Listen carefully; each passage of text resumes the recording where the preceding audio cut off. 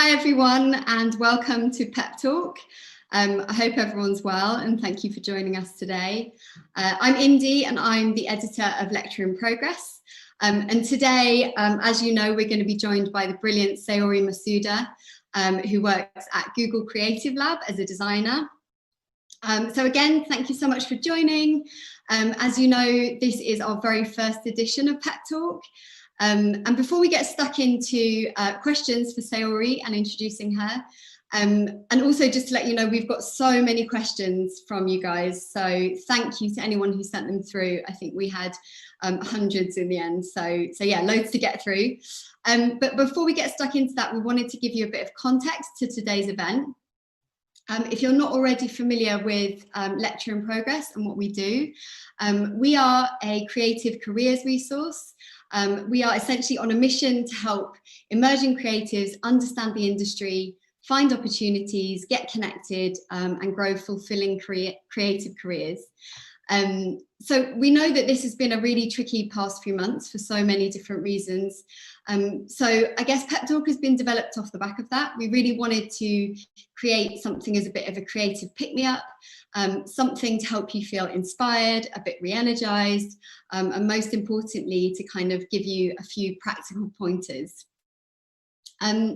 Each time we're going to be inviting a different guest interviewee to share what we're calling a mini pep talk. So something as kind of their ultimate advice. In this case, we are kind of focusing on the topic of opening yourself up to opportunities.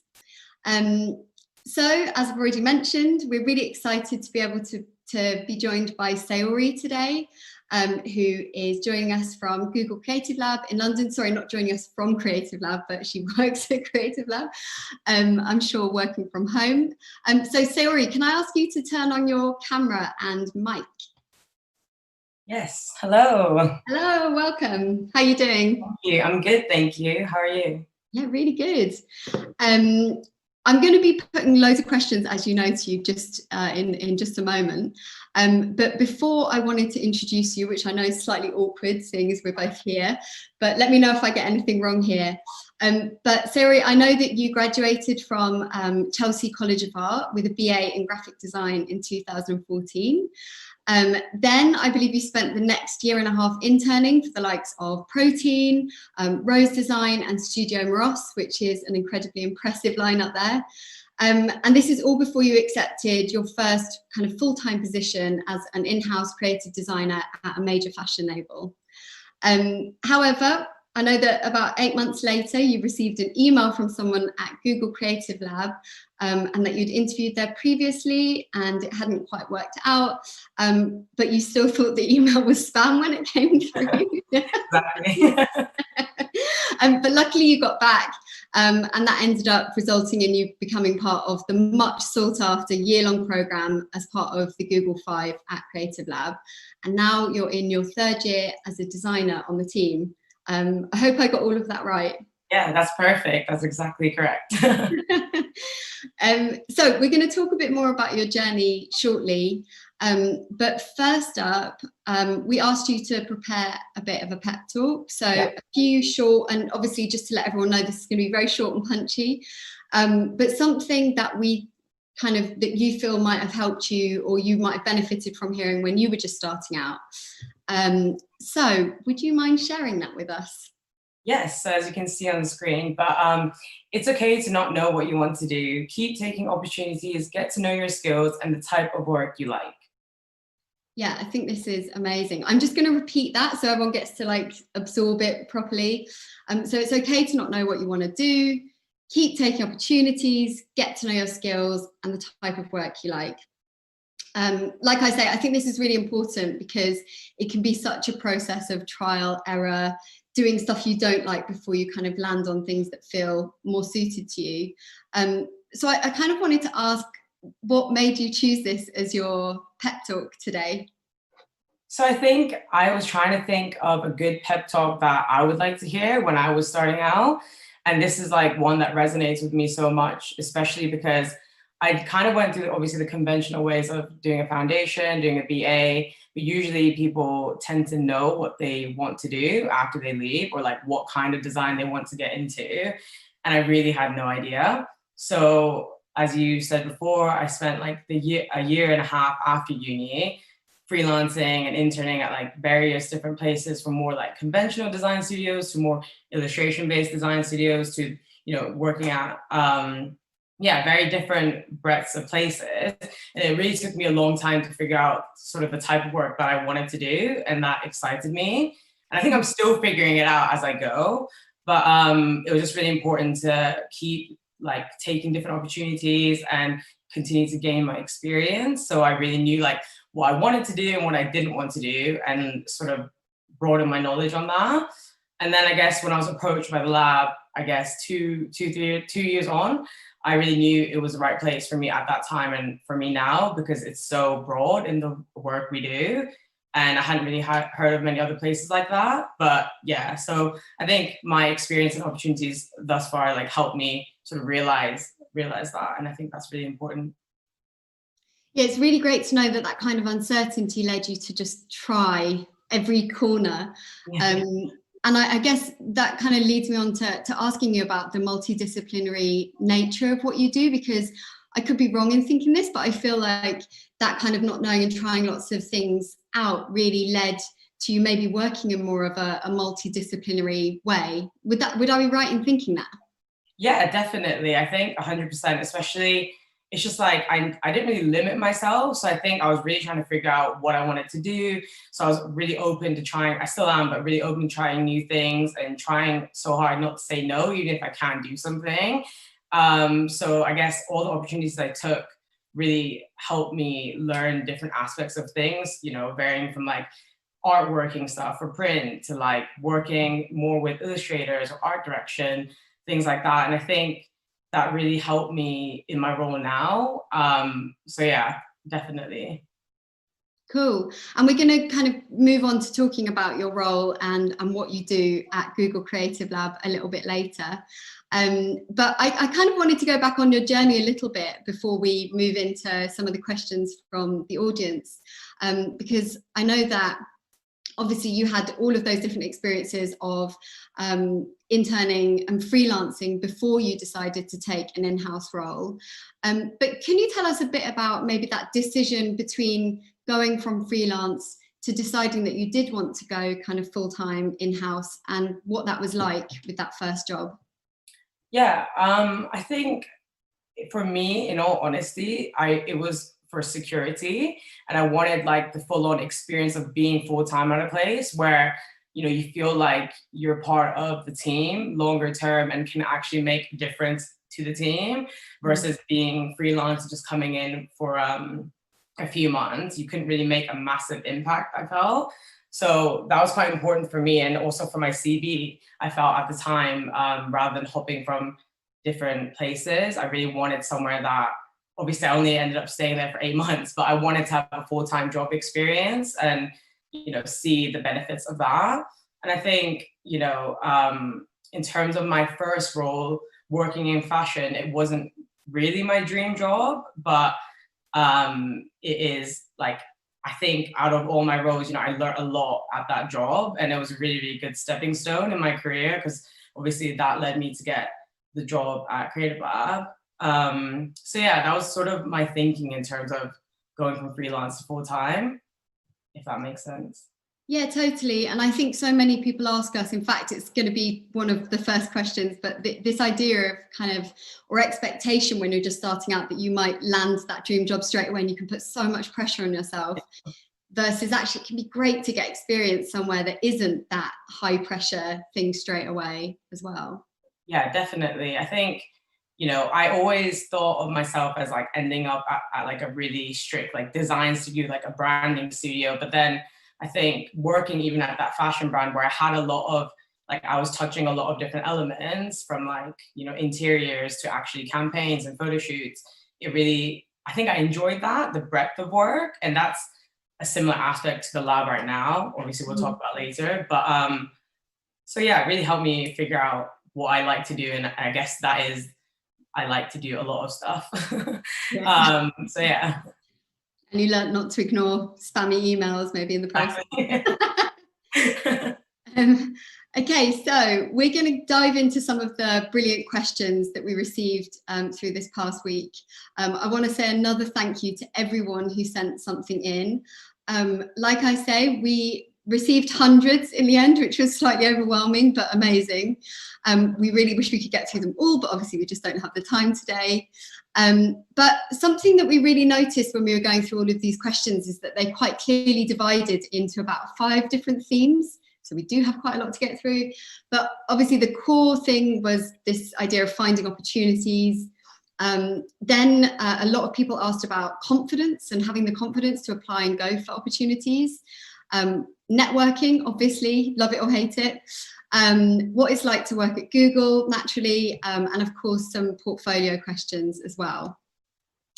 So since we kind of opened up about opportunities, and that was the kind of core thing that we asked people for questions on, I'm going to ask our first question, which came in from Sarah, which is, I think, a really good question, which is, in your mind, is it true that there is no such thing as a bad opportunity? Yeah, this is like a question I get quite a lot, even like from my friends sort of now. And I think it's really dependent, like anything, but obviously there are extreme cases where I feel like an opportunity might not be right for you, especially, and that's kind of like, you sort of need to weigh up your options in terms of that. But in my experience, I feel like every opportunity I've taken has had pros and cons, if that makes sense. So whether that be in the end, I, gain a portfolio piece that I'm really, really proud of, if I'm proud of that work, or if I have a good relationship with a client or someone I've worked with, or just ending up like learning new skills, like you really will learn from the bad experiences, and that will help you almost be more prepared for the next opportunity. So I feel like that's advice I give. It's obviously so dependent, like on your situation, like is that job worth taking in terms of what you believe in or money? There's different things that people need to think about.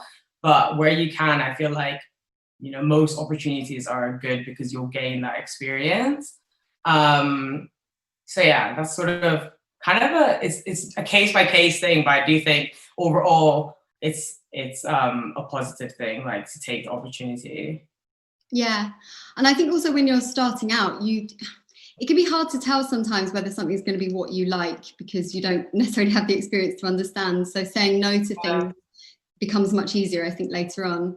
And also, I know that when we've talked before, we touched very briefly on the idea of unpaid work, which I think comes up quite a lot. Yeah.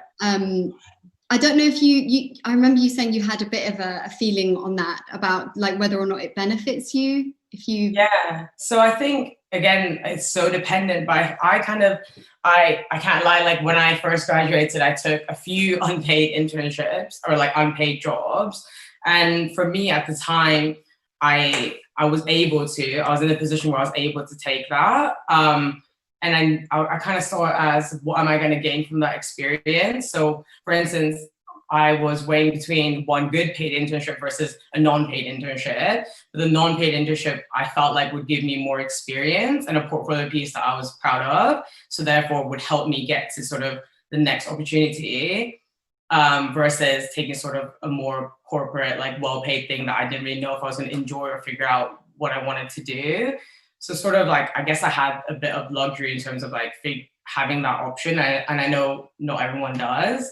So I think, yeah, it's so dependent, but that's kind of how I see it. If there is something you can gain from it, which in most cases there are, it's always good to take an opportunity.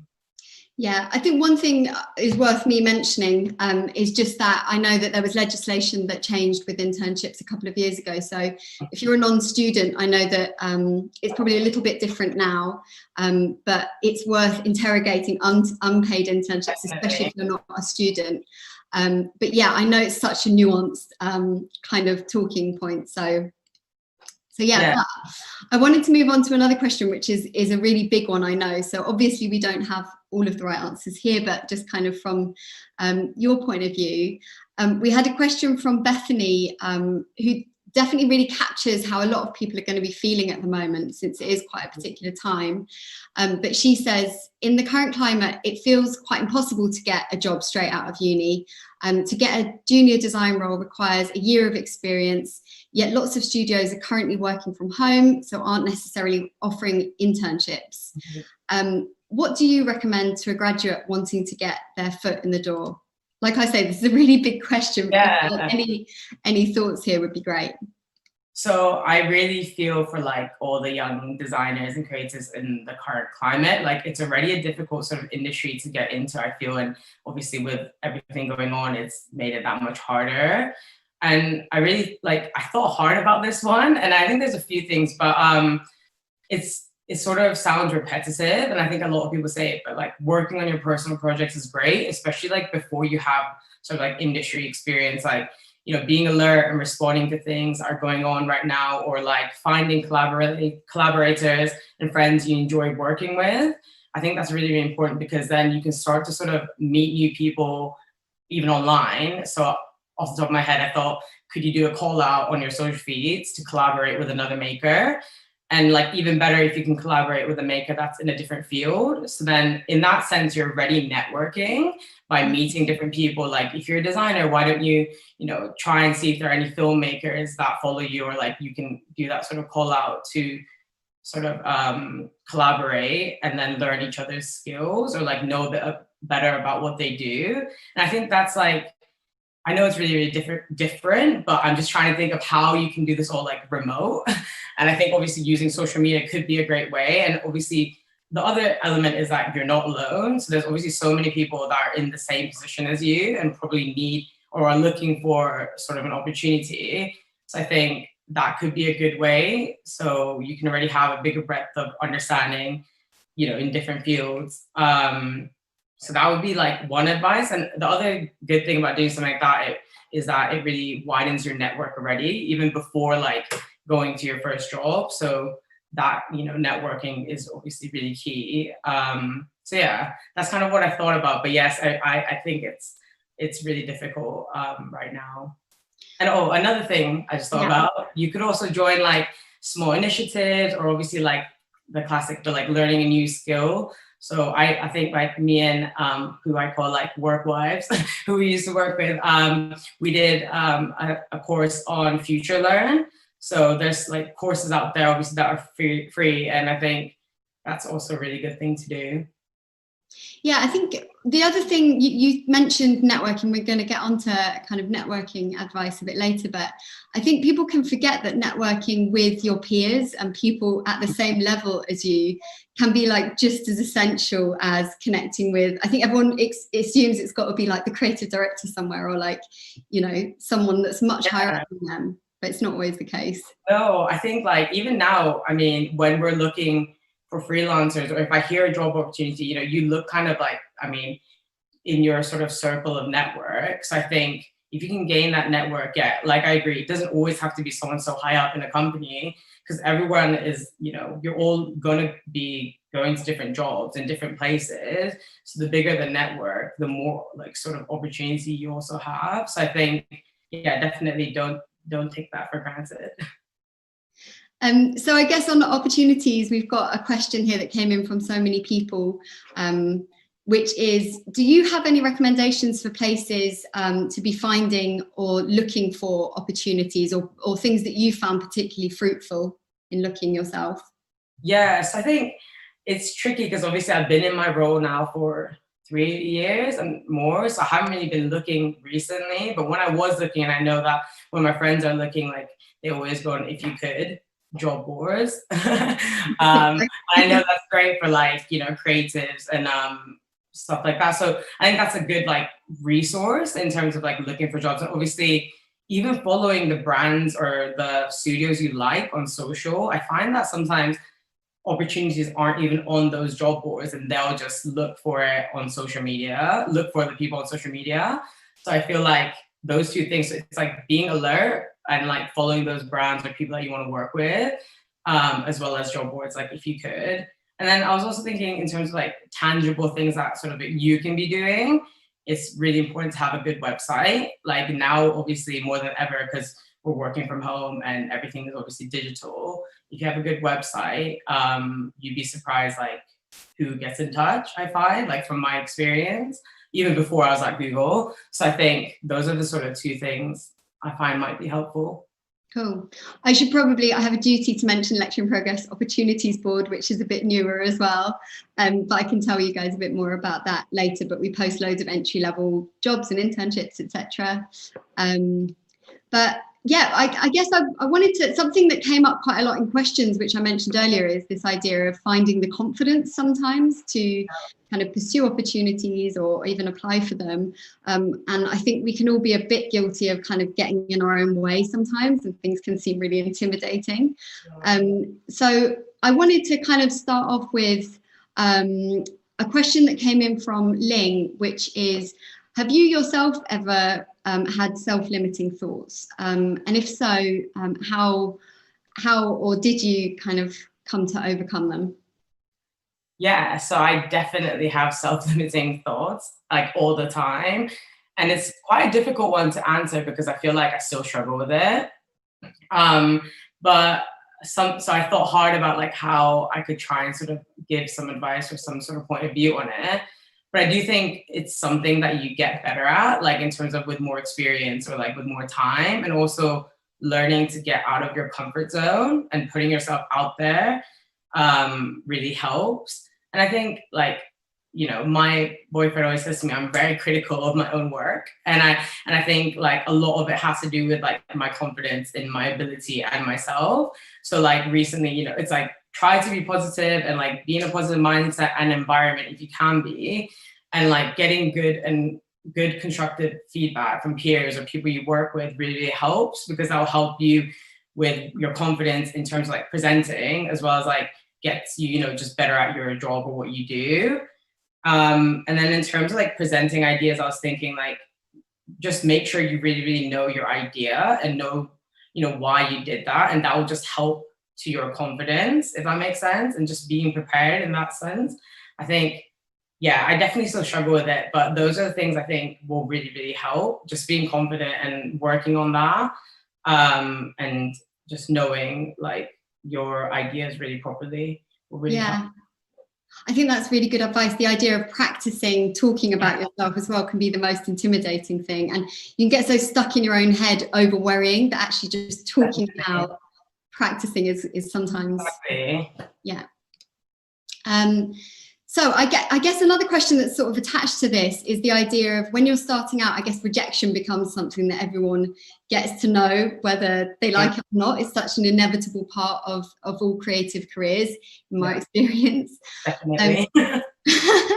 So a question that came in from quite a few different people is this, I guess, finding the confidence to actually apply or keep motivated, especially if you have had some of those rejections. Do you have any thoughts or pointers for that as well? Yeah, I totally feel for you all. Like I really was like in the exact same shoes. I think one of the key things is it's important not to oversell or undersell yourself. So like just be honest. Like that sounds really like silly, but it's like it really shows when you're not being honest, and you know, if you oversell or undersell yourself. So I think that's like one thing that definitely you need to be sort of on top of. And then I don't know if everyone would agree, but I always feel like you should just try and apply for as many opportunities that you feel like suit you. Obviously that gives you a better chance of getting something, but also like I felt like when I was younger and just starting out, I definitely lacked in that confidence and didn't apply to as many things. And I kind of just like took opportunities that came my way. And I kind of regret that. So I feel like, you know, just putting yourself out there, even though it's difficult, that is something, really important. And then the other thing is, even if you do get rejected, because we all get rejected from something, or, you know, we all experience rejection, especially like in the creative industry, I would say is to ask for feedback. So if you can, and, you know, if something didn't work out, definitely ask for feedback. And then, you know, whether that they reply or not, I think it will just help you grow. And if you do get that advice, it will really help you for your next opportunity and being more prepared. And also it will build, like, make your skin a bit thicker. So I think all those things, it would be my advice. Yeah, no, I think that's great. Because I guess if you're stuck in a bit of a rut of having a few rejections on a few different parts for similar things, it's good to see if you can really be learning as well at the same time. So that feedback can be absolutely invaluable and give you stuff that you just hadn't even thought of before. Yeah, exactly. So networking, moving swiftly on. Networking and reaching out, we know, like, finding opportunities is all very well talking about jobs boards and opportunities that might come your way, which is totally wrapped up, I think, in connections. But the reason why we want to talk about networking here is because we know that it's so intertwined in what you find and how you find it. So even one study that we've come across, which was put together by LinkedIn, and I believe it was a few years ago, and it wasn't just related to the creative industry, but across all industries, and it said that 85% of jobs are landed through prior connection, which is why it's so important to kind of talk about reaching out and how we're doing it. So I wanted to ask you about your internship at Studio Moros as an example of maybe how you actually made a connection, and how you kind of made an opportunity work for you. So I wanted to ask if you'd be able to kind of share with me again how you managed to land that internship when you had graduated.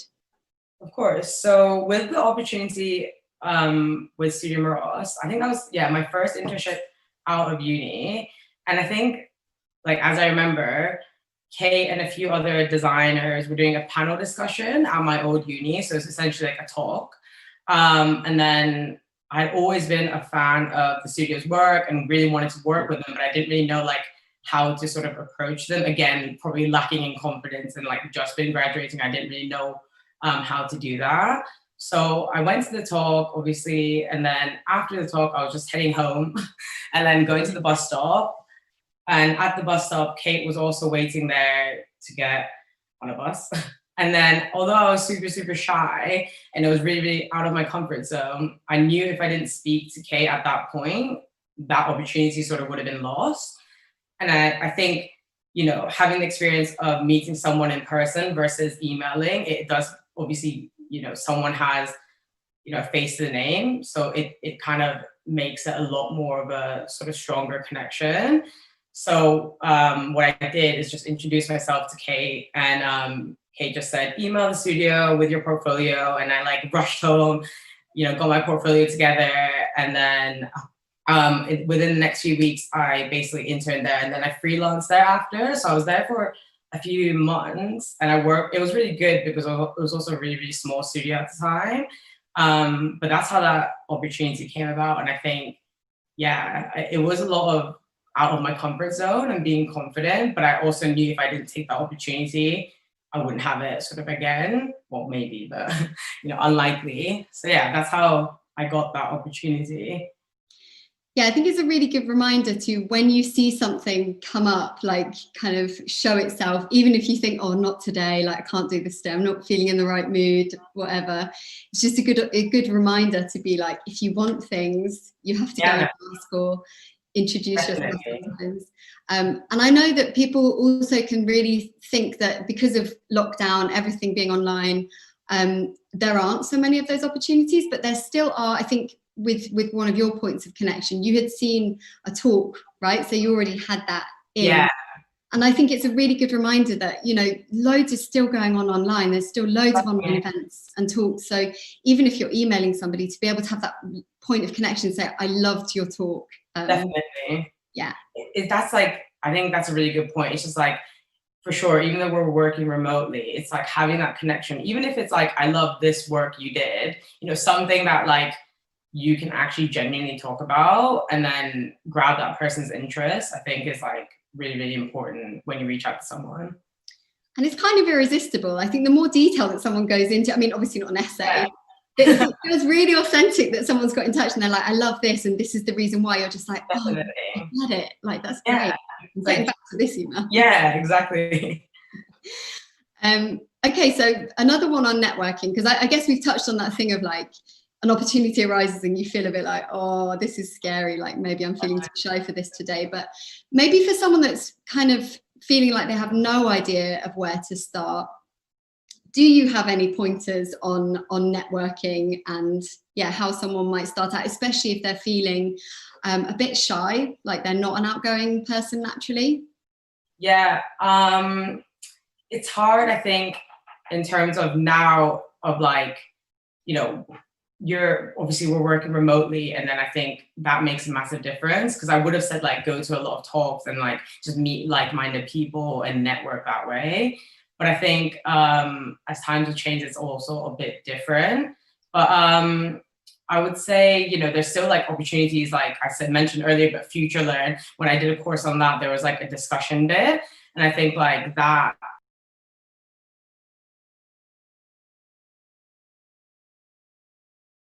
first, and you kind of meet sort of virtually like-minded people. And although that's like not in person, you're still networking over the internet. And then, yeah. And then, Valid. And I think the not being outgoing bit, it's quite, like I was thinking about it, it's quite difficult, because I wouldn't say I'm the most outgoing person, but you really need to sort of like build that courage and confidence to speak to the person, whether that be online or like face to face. And then on that, my advice again would be like, do your research, approach a person with confidence, and have like that common interest or common point that you can talk about. And then like once you get that ball rolling, it will all naturally sort of grow. And then like, your network will grow. So I think I think ultimately it is difficult, but you have to sort of like work that courage and confidence to get started. And then hopefully it'll just naturally start to grow. I guess in terms of reaching out, and it is worth mentioning, a lot of people won't get back. A lot of people are really busy, right? Like there's going to be a lot of unanswered emails, but I guess, and something that, again, a lot of people asked about those cold emails. So those first emails you send, or DMs, or however it is you reach out. Do you have any pointers on that? Like maybe how you even work out who the best person to message is and how you might get in touch? Definitely. I think now that I'm getting a few more emails, and I really realized an increase since like working from home. There's been a lot more emails coming to my email even. And I think there's like one thing I felt like on the don'ts, which is like, don't over spam your contact, in terms of like, sometimes I'll get a message from like in all my social feeds, like email, LinkedIn, Instagram, Twitter, or whatever it is. And it's like, if I don't reply to you, I think that's a good way. If that individual doesn't reply, then maybe they don't check that social feed. And I think it's a good way to sort of figure out how to contact them. But that can be quite frustrating when you're busy. And I think, so that's one thing that I would say from my experience, I find quite frustrating. And then on the do's, I would keep it very short and concise. So it's like, if you are looking for an opportunity, or if you're looking, well, be clear on what the opportunity is. Is it full-time? Is it freelance? If it's freelance, like when are you available? It's almost like put everything you can in that one email, but keep it short and concise, which is obviously really difficult. But it just helps when you're filtering the emails, because you can understand like, okay, this person is looking for a full-time role, then we don't have full-time roles, or, you can kind of quickly get back to things like that. And then again, on your point, do spend your time researching the relevant contact. And we obviously have LinkedIn, which is really, really helpful. So sometimes I'll get questions about recruitment, and obviously my role isn't recruitment or anything like that. And I can try and help them, point them in the right direction, but that's also something that you could find on LinkedIn. So just do that extra bit of research to really know that the contact you're contacting is the most relevant person for your question. And then the other bit is like the classic, tailor your message. It's really, really easy to tell when you copy and pasted an email. And also make sure you spell the person's name correctly. I get that a lot, obviously with my name. And just be aware of autocorrect, because it's so frustrating when you get an email and you take the time out to read it and reply, but your name is spelled wrong. So just make sure those details are there, I would say. Yeah, quite often you have their name. I mean, if it's on LinkedIn, you definitely have their name in front of you, so there's no Yeah, excuse. like taking time out, that detail really, really matters. Spell Yeah, check your email. I think yeah, that's always a fail-safe bit for of advice. sure. So we want to get to talking about Google, and I know we've left it till a little bit later, but I really wanted to make sure that we covered some of the most important things first. But just to kind of touch on your job itself, it would be great to get an idea of what it looks like day to day, like what you'll be working on, what kind of maybe skills you're using, the kinds of projects you're working on. So again, this is like so dependent day to day, but it can vary from, obviously I'm a designer, so it can vary from designing, researching, brainstorming to wireframing, prototyping, and obviously the boring bits of like attending meetings. So sometimes my day can sort of consist of all those things and more squeezed into like an 8-hour day. And on the rare occasion, I get to spend like the full 8 hours just making. And I guess at the lab, we work on a variety of different projects. So some are to do with like the new tech that's coming out, and we're introducing it in a way that's more digestible to the public, as well as like bigger campaigns, as well as more quick turnaround projects, like responding to real world problems and events. So I think kind of, I just always, my week can look a certain way the week before, but when it comes to the day, it can totally change. So I think, again, it's like so dependent, but it consists of all those things that I just mentioned. So, and you have a kind of core skill set, and then it seems like you really do work across so many different skills, right? Yeah, so I'm obviously a designer, so my core skill set is designing, but at the lab, you definitely need to be a bit multidisciplinary in terms of like happy to jump to whatever. So yeah, that really varies. But yeah, everyone has like their core skill set, which is like we call their superpower, mine being design. And yeah, you kind of do various other stuff as well. So can you tell us also a little bit about the 5 program, because I know a lot of people are interested in it, and because it is so sought after, it'd be great to get a kind of window in to what it was like. Sure. So like a top level sort of thing, but Google 5 is basically a 1-year paid program to work within the Creative Lab. So we have 3 creative labs, one in London, one in New York, and one in Sydney. And each year, 5 creatives get chosen to work on like various projects. So it's kind of like people might think that you work as a 5 only, but it's actually like there are opportunities to work as a 5, but also you're actually really close to the bigger projects that are going on in the lab. So you're essentially like a part of the team. And then the 5 creatives usually span from different disciplines. So it'll vary from filmmakers, art directors, motion design, creative text. So it's really like, and I think over the years, it's really changed as well. So, now we're looking more into creative tech sort of people, as well as design and all those other things. But usually, yeah, the 5 have all different disciplines. And then they can work really well together as well. Yeah, it's a really unique program in that sense that it really does span everything. Definitely. So I guess one of the biggest questions that we had here, which is a massive one, but maybe we'll tailor it to your experience. But the question that so many people asked is, how do you get a job with Google Creative Lab, or how do you get to join the 5 program? But I guess, yeah, probably, I know that we've talked about this very briefly, and people come in from so many different backgrounds and through so many different processes, but it would be great to know about your experience and if you have any kind of pointers on it.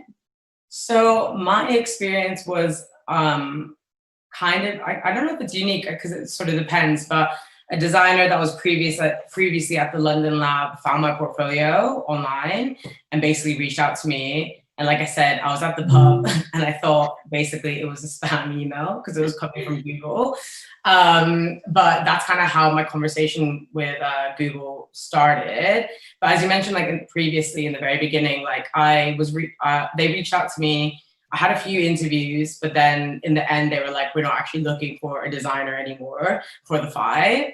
So I basically sort of spent like half a year doing other things. And then they got back in touch with me after that saying, come in. And then I was obviously offered the Google Fi program. And then in terms of how you get a job at the Creative Lab or the Fi program, it's again so dependent. But my advice would almost be have up-to-date work on portfolio sites such as like the Dots. And we often look at like working, not working for freelancers, and obviously LinkedIn, the most obvious one. And also keep an eye out for sort of events that we do. So we did an event with like Lecture in Progress and Google Creative Lab, which was like a day-long hackathon, and that's a really, really good way to sort of meet the team and like, you know, get to know how we work, and also like potentially work on a project for that day. And we're sort of around to sort of help you in that experience. And obviously I know it's a bit different with working remote, but maybe those sort of events will happen. So yeah, that would be sort of my advice. Yeah. In terms of, looking to make sure that you're present on these platforms as well. Yeah, definitely. Yeah.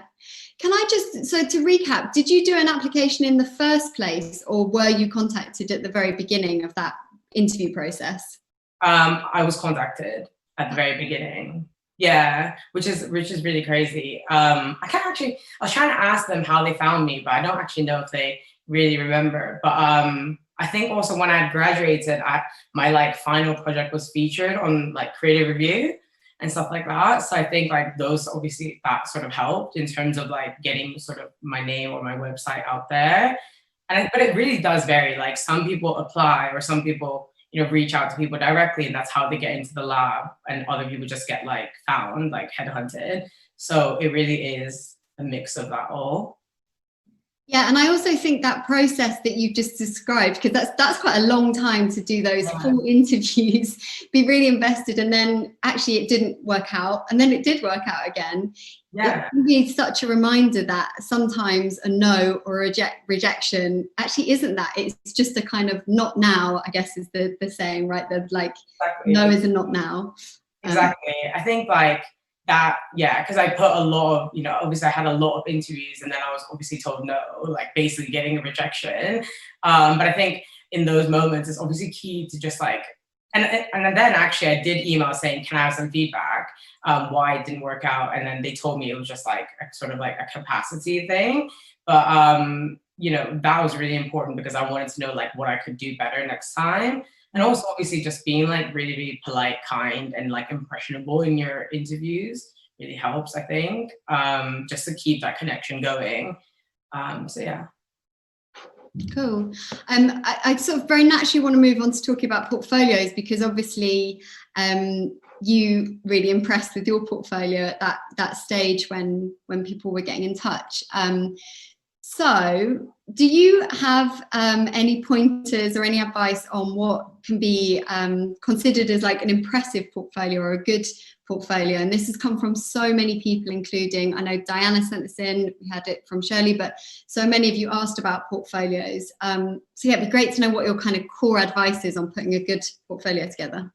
Yes, I think especially at the lab, we love to see, and I love to see like a range of projects. So like, I think it depends on if you're coming in for the 5 or like a really specific freelance role. Obviously, then you need to cater a certain way. But for the 5 program, we love to see like a range of projects as well as the thinking behind it. And I think in terms of the thinking, it's like, you know, even if you might not have it on paper, if you come to meet us in real life or we'll meet chat, just talking about how you got to that is really, really important. It's like equally important as the outcome at the lab, especially. So the thinking and the creative process. And also it helps to get like a small insight on how you tackle a brief. So I think that's really, really important. And then in terms of presenting your portfolio, whether that be face-to-face or like simply just sending it online, I think it's really, really good to state what part you had on the project and be really, really clear as to what your role was. Because sometimes people will show me a really, really like big global campaign, which obviously probably had like a lot of people on that. But when I'm not clear about your role, it makes it really difficult. So if you just make it that much, if you make it simpler for the employer to know what you've done, you just don't have so much back and forth, and it's just much more easier on our end as well. So I think those are the things, sort of my pointers for portfolios. And I guess you mentioned about process.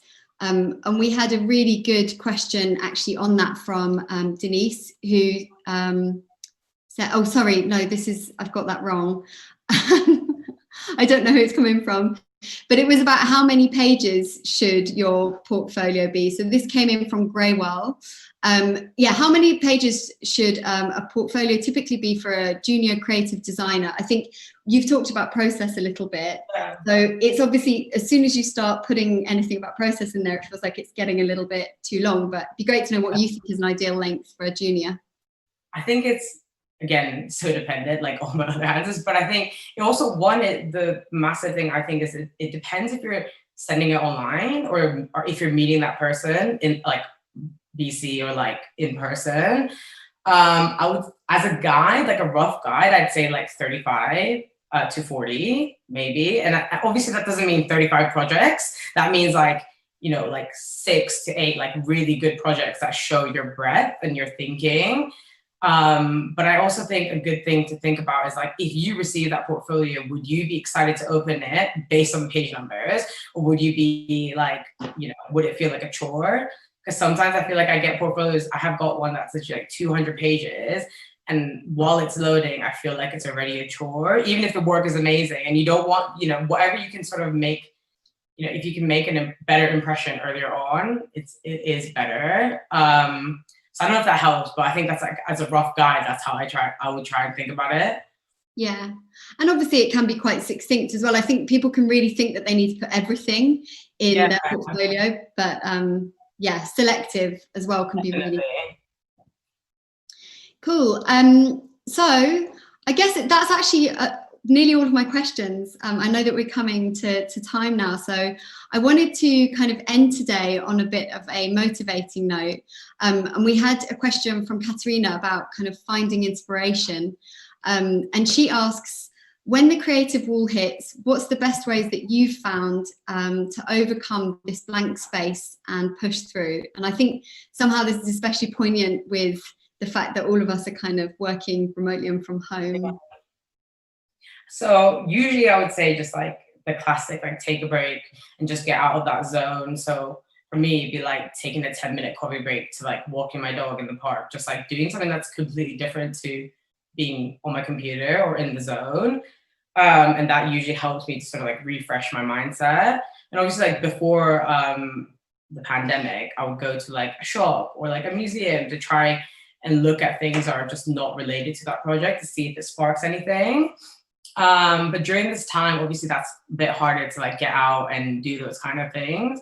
So I have actually found, I call my parents a lot. Like they live in Japan, so they have like a totally different perspective on like what is going on in the world, as well as like, you know, what's going on in Japan. So I just talk to them about, you know, what's going on there, as well as like kind of, and I think reaching out to people in terms of like, I live with my fiance and he is very like, he's in the creative world, but not a designer like me. So if I have a brief and I'm really stuck, let's say, I'll just kind of like try and brainstorm with him, because it's really good to get like different perspectives on things. I find like talking to people, like basically like getting out of that zone, doing something that's completely different. If that doesn't help, then talking to people about that brief, or like, you know, that aren't in the same sort of role as you, that really, really helps me to sort of think about ideas and like think about the brief in a different way.